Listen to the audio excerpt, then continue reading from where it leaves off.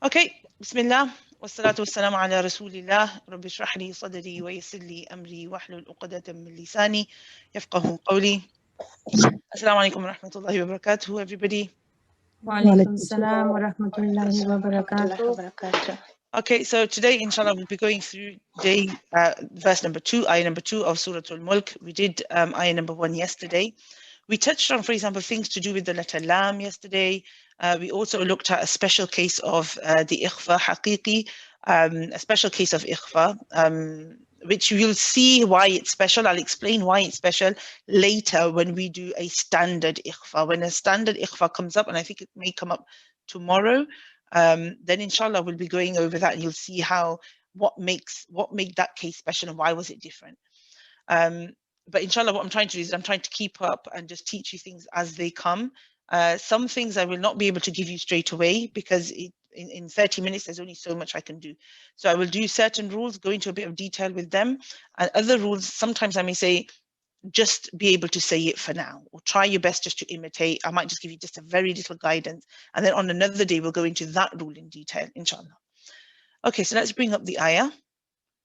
So this is our ayah for today. And alhamdulillah, I hope you've all had a time to review, go over what we did yesterday, and also review what Sister Zuleika went through with us yesterday, the meaning, which really makes such a difference because it impacts your heart, impacts, gets to your emotions, makes you feel more connected, gives you the iman boost, really helps with your understanding of who Allah is. So try to go over a review every day before the next lesson of both the Tajweed part and the tafsir part as well. Okay, let's make a start. أعوذ بالله من الشيطان الرجيم.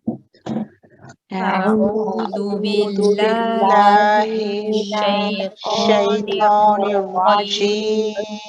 بسم الله الرحمن الرحيم. بسم الله الرحمن الرحيم. Okay, so we've got this word we've already seen now. The first word, الذي. Try that. الذي. الذي. Okay, so the lam we've discussed, we already know that when you're joining the lam, hold it for a little bit before you say the fatha, before you say the la. I want to bring your attention today to the ya at the end. This ya, as you notice in the Uthmani script, which is the one that you can see in front of you, and if you're using this as your normal, if your normal mushaf is the Uthmani script, then you'll also notice that this ya does not have anything on it. So I'm going to remove what I've just put on there.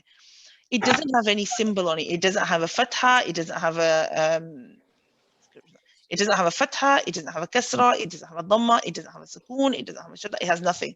There's nothing you can visibly see. It doesn't mean nothing is there. It's actually whenever you see a letter that has nothing on, or what seems to be like it has nothing, we take it as it has, as though it has a sukoon. Okay, so when we have a sukoon, and in particular when it's a mud sukoon, okay, on a mud letter, that means that the letter underneath is simply being used to prolong the sound of the letter before. Okay, so in this case, for those that know, this ya is a mad tabi'i or a mad asli. It is 2 counts, which means that we don't say alladhi, we say alladhi, the, make it two counts. 2 counts is the time it takes to say the twice. So you say the time it takes you to say that, that's how long you say the. Okay, الذي. Good. And your dhals, mashallah, alhamdulillah, are good. Your makharij of the dhal is good. I'm going to go on because I want to go into detail with the next word, but we're going to say these together. So we say خلق الموت. خلق الموت. خلق الموت. Okay, so I want to touch on and really go into a little bit of detail with this word here.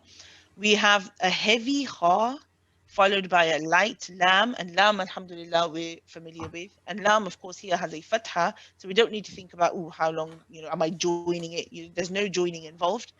And the qaf at the end is also heavy. The qaf, I want to just, let me show you. Sorry, the screen's gone blank for a minute because I made a mistake, but don't worry, that's not a problem on your side. It should be resolved now. I wanted to show you the image. Can everybody see the screen? Yes. Yes. So yesterday we talked about, let me just show you this one first. We looked at this image yesterday, which was the image for where to put your tongue for the letter qaf. Okay, and we said that the back of the tongue touches this pink part here, and you press firmly on it, and that's where you hit for the qaf. Okay. Other than that, we never really said much else. I mean, I may have said that, I may have touched and said that it's a heavy letter, but nothing else. I want you to just remember and look at where is the tongue touching for the qaf. And they've shown it here as this little, you can see a white dot.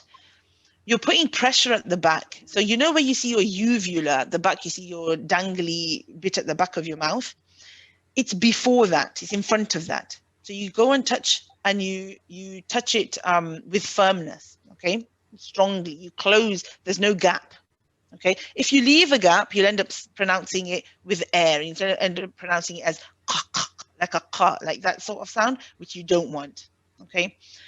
So I want you to remember where this is. So it's a little bit sort of close to the yellow part where the hard palate starts. And now I want you to compare that with, we're going to talk about the next one today, which is letter kha. Sorry, that's me making the screen blue. So have a look at this one, in particular the one on the left, this one over here. This is for the letter kha. And you'll notice that it seems to be quite similar to the qaf, but the qaf, it was somewhere around here, and the kha is a little bit lower than that. You're going a little bit backwards, okay? So if you've established where the qaf is, then you know that, okay, I got to go a little bit further back. You'll feel yourself going a bit lower, okay? Not just back, but a little bit lower.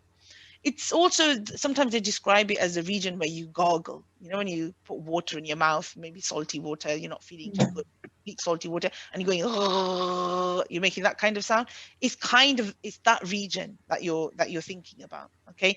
So qaf is not the gargly region at all. Qaf is further forward in the mouth. It's away from the gargly region.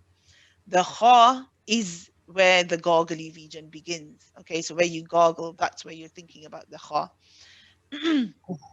Okay, now the kha, now the ghain I will come back to later, because it does come up later on in the ayah, but for now I want us to focus on the kha. So that's where it comes from, and I want us now to think about, let me bring this back to my screen. Okay, so this is the letter kha. Now, I want us to think about heavy and light today. You have letters that are heavy, you have letters that are light.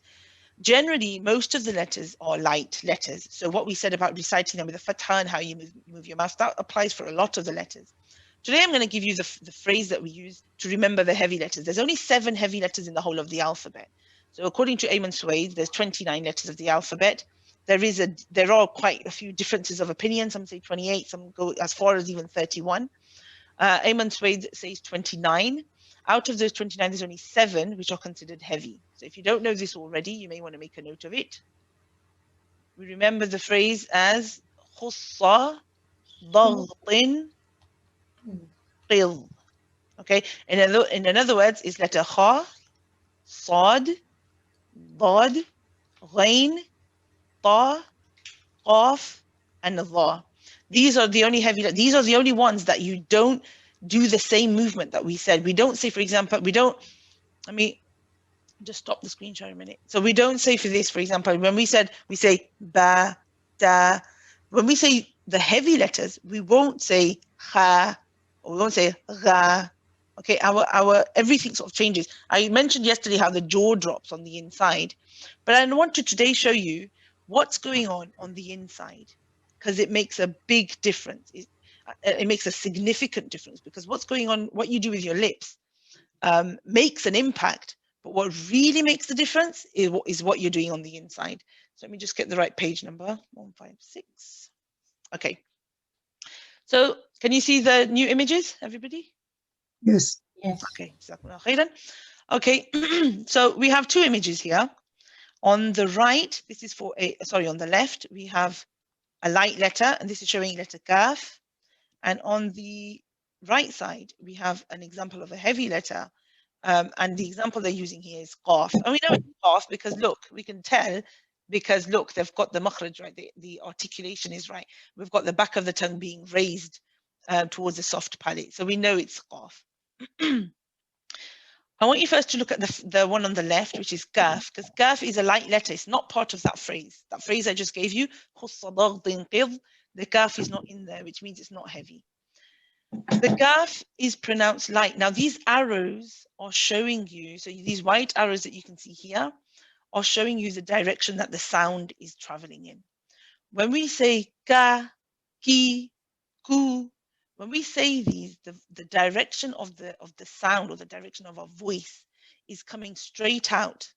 Okay, we're not trying in any way to keep it inside our mouth, to make it go in a funny, you know, sometimes when you're learning presentation skills, for example, if you're becoming a teacher, they teach you how to, for example, project your voice, how to throw your voice out, make it go so that people at the back of the class can hear you. It's a similar kind of thing going on. When you're projecting your voice has to come straight out of your mouth, and you have to make it go straight ahead. And you can't, you know, you're not going to be looking down or looking side. You're looking straight ahead, and the voice comes straight out and projects forward. And that's what's happened. That is what happens every time you say a light letter. The sound of the voice projects straight out without any hindrance. Okay. So this is when you hear, for example, it's nice and easy when you say ba, da. When you say la, it comes straight out. That's how a light letter is pronounced.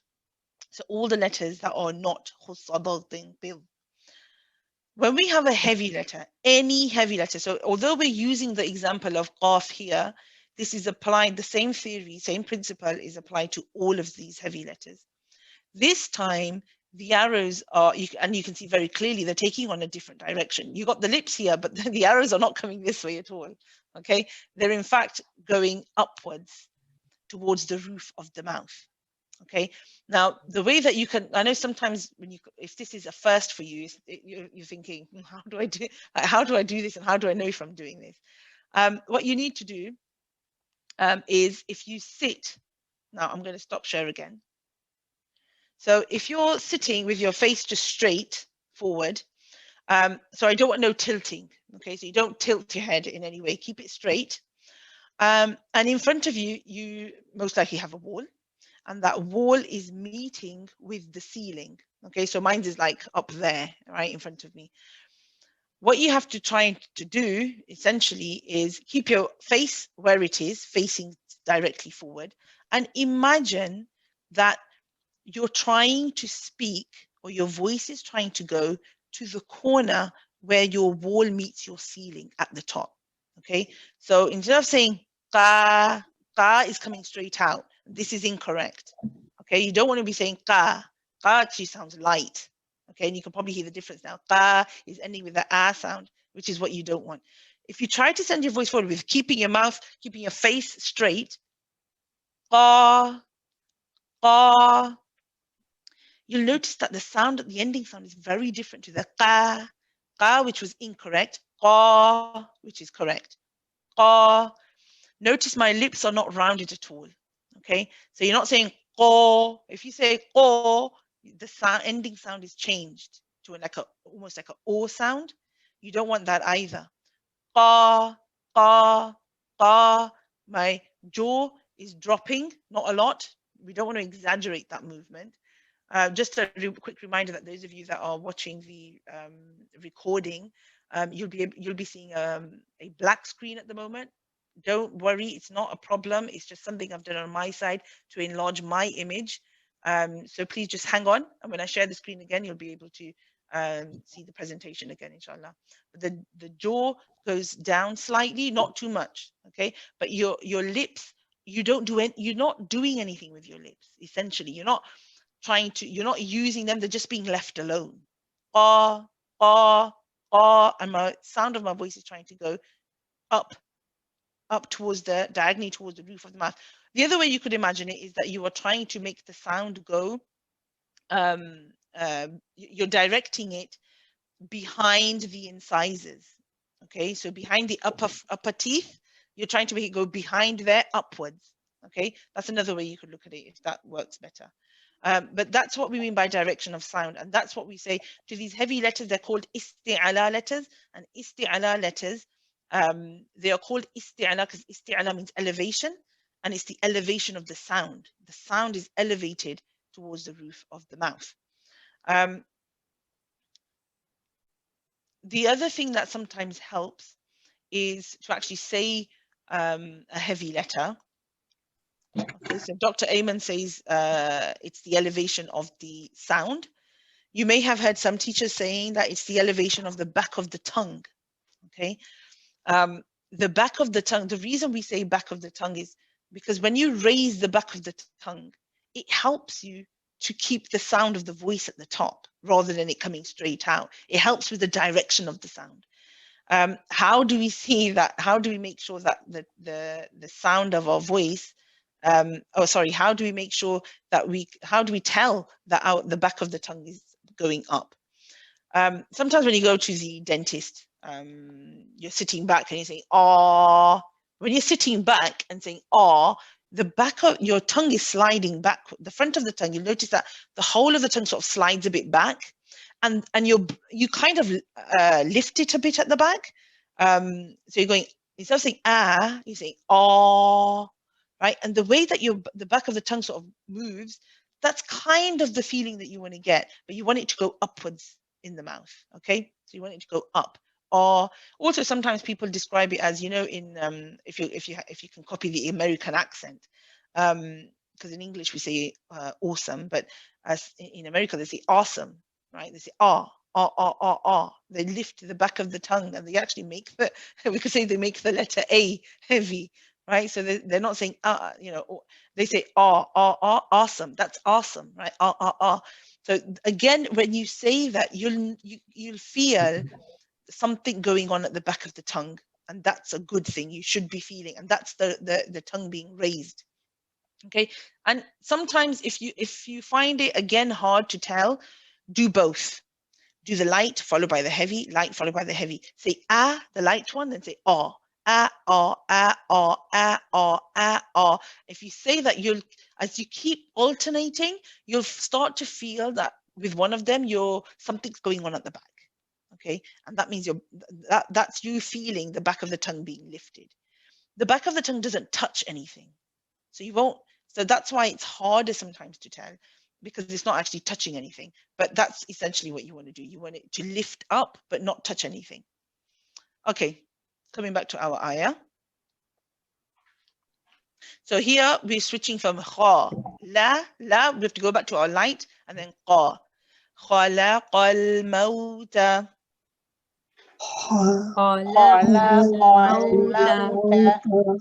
الذي خلق الموت الذي خلق الموت والحياة. And you'll notice here again, we have the letter ya. With the ya, you have the mud alif at the top. Okay, you can see that you've got a little alif saghira at the top. We're not reading the waw. We're reading the mud alif. The alif is sort of, the waw is acting as a seat for the alif. And the alif is, again, it's a mud tabi'i. It's a 2-count mud. It's prolonging the sound of the ya so that it's 2 counts. So we don't say wal hayata. We say wal hayata. Wal hayata. والحياة يبلوكم. So again, remember paying that attention. We've seen wow before.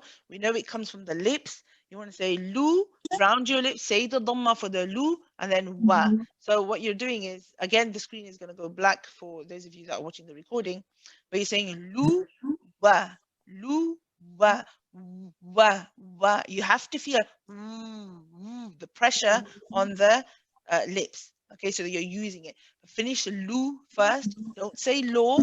You want to say lu, and then follow that with the wa. لِيَبْلُوَكُمْ لِيَبْلُوَكُمْ أَيُّكُمْ أَيُّكُمْ أَيُّكُمْ. أَيُّكُمْ. I want you to be careful. When you say أَيُّكُمْ, just be careful that you don't stop the sound and say أَيُّكُمْ. أَيُّكُمْ. You want, and for those of you that are aware, the ya mushaddad, yes, it does have a nabar here, as does the waw mushaddad. So we have the nabar, we have that emphasis. If this word does, if you've never heard of nabar before, leave it for now, and just recite inshallah the way that we're reciting. When you join the hamza and the ya, you do it with a little bit of quickness, but you got to keep the ya running. Ayyukum. أَيُّكُمْ. And remember the kaf, the makhraj of kaf is a bit more forward. Remember, it's on the, it's not, so try not to get too close to the qaf. It's not the same place as qaf, it's a bit more forward. It's in front of the qaf if you're coming closer to the teeth. Ayyukum أَيُّكُمْ ahsanu. أَحْسَنُ Ahsanu. أَحْسَنُ. Yeah, and the ha is a letter of rahawa. It is a letter that you can stay on. So you can keep it running. You don't have to say ahsanu. Keep it going. Ahsanu. أَحْسَنُ. Then finally, amala. عَمَلًا. If you're reciting it the way that I'm reciting it and you're stopping here and you're making use of this waqf, then you'd stop with the lam. It is a mad iwad, it's harakatain, it's 2 counts. So we'll say ma la. Again, the la will be 2 counts. Ahsanu amala. أَحْسَنُ عَمَلًا. Okay, let's try that again. Ahsanu amala. أَحْسَنُ عَمَلًا. Okay, big breath now. I'm going to say the whole thing together, inshallah. I'm going to be really listening out for the khalaqa. And of course, the things that we've mentioned before, like the lams. When we say we've got lam sukoon here, we have lam sukoon here. We've learnt about this already, how you have to hold them. And if there's others which are close by with lam sukoon, they're always held for the same amount of time, not too long, not too short. So when we say this, we say khalaqal mauta wal hayata. They both have to be held at the same time. So I'm going to be listening out for that as well, inshallah. So let's say the whole thing now. الذي خلق الموت والحياة ليبلوكم أيكم أحسن عملا. الذي خلق الموت والحياة ليبلوكم أيكم أحسن عملا. Just be careful of the kafs. Okay, we want to make sure we've got qa and then we got ka. Remember we said or we haven't said actually. The makhraj of the letter kaf is in front of the qaf if you're moving closer to the front of the mouth. So qaf is more back. Kaf is very close to it, but it's in front of it. It's ahead of it. So if you're wherever you're going for qa, go a bit more forward to the closer to the hard palate. Ka. Okay. So if you're saying ka, that's a mix. Okay, we don't want that sound. We want ku. Very clear, touching the hard palate as well. We'll try this again. الذي خلق الموت والحياة ليبلوكم أيكم أحسن عملا. الذي خلق خلق الموت الموت والحياة والحياة ليبلوكم ليبلوكم أيكم أحسن أحسن عملا. عملا. Okay, not bad, alhamdulillah. And then we have the next part, وهو وهو وهو Now, what you have to be aware of here is they are all light letters. None of them are in khussa, ضغط, qid. Okay, they're all light, which means our mouth from the lips it's going to move the same. But what you have to do is you can't keep your lips fixed in one place. So you can't say, again, the screen is going to have gone black for those of you watching the recording. Just bear with us, inshallah.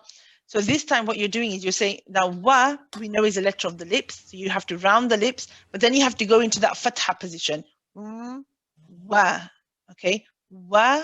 Then you say the hu, and again your lips will come round for the hu, because you're saying the dhamma is to make the oo sound. You can't make the oo sound without rounding the lips.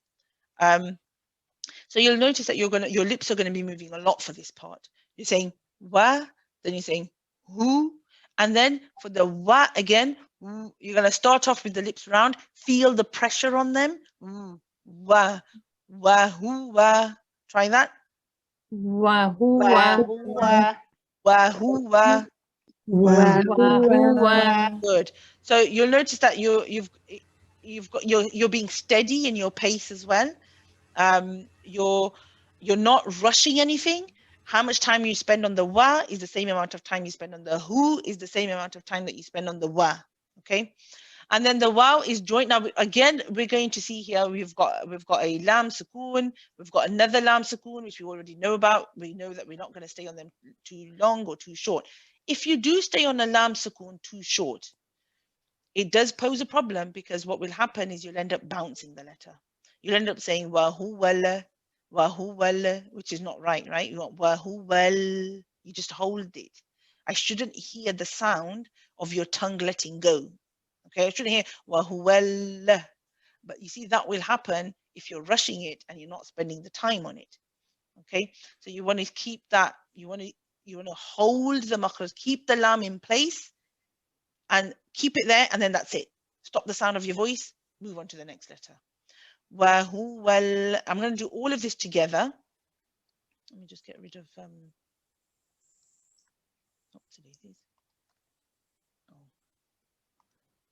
sorry. That's better. I'm going to do all of this together. وهو العزيز الغفور.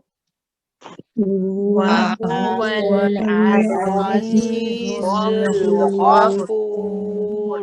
And this ra at the end, this one is, I know yesterday we had a ra where we were stopping with a sukoon, and that ra was light.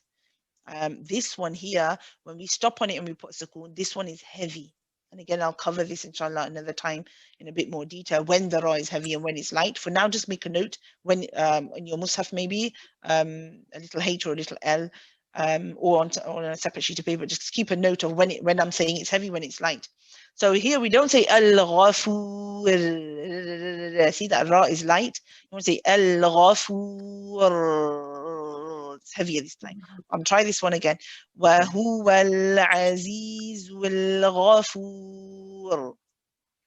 وهو العزيز الغفور. Okay, we're almost done. So I just want to recite the whole thing from the beginning, inshallah, from the ayah that we started with. We'll come and say the whole ayah, inshallah, before we finish. So remember to take a deep breath.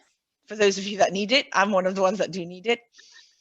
الذي خلق الموت والحياة ليبلوكم أيكم أحسن عملا.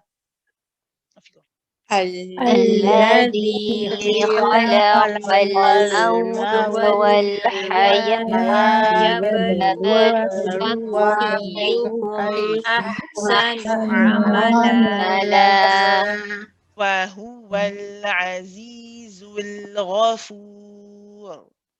وهو العزيز الغفور. وهو العزيز الغفور. وهو العزيز الغفور. Okay, alhamdulillah, well done everybody. May Allah put barakah, may Allah open and make this of something of benefit for you, and may Allah make it easy for you all to recite the Quran as was revealed to Rasulullah sallallahu alaihi wasallam. سبحانك اللهم وبحمدك نشهد أن لا إله إلا أنت نستغفرك ونتوب إليك. بارك الله لي ولكم في القرآن الكريم ونفعني وإياكم بالآيات والذكر الحكيم. السلام عليكم ورحمة الله وبركاته. وعليكم السلام ورحمة الله. وعليكم السلام.